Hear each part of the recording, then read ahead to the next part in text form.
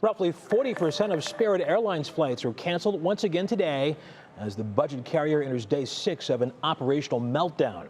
So what should you do right now if your flight is canceled or you have a future trip booked with Spirit? 3 News investigator Rachel Polanski has that story.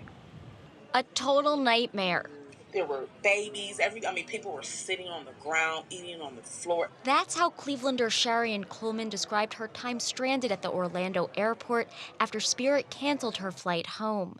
I stood in line for a total of 12 hours before I actually talked to an agent. I was frustrated. It was the same story for this Northeast Ohioan, who spent $300 to book a flight through another airline, so she and her daughter were not stuck in Myrtle Beach. We didn't get no refund.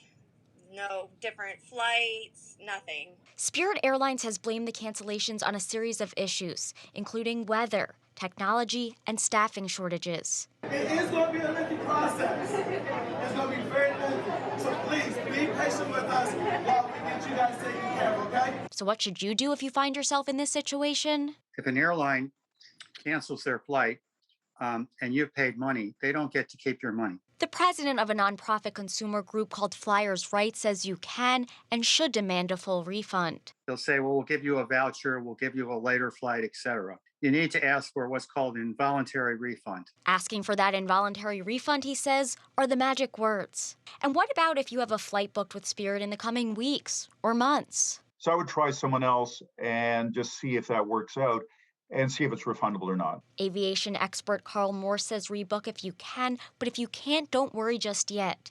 He thinks that Spirit will survive this debacle. I think they will because there's so much demand out there in the States and elsewhere.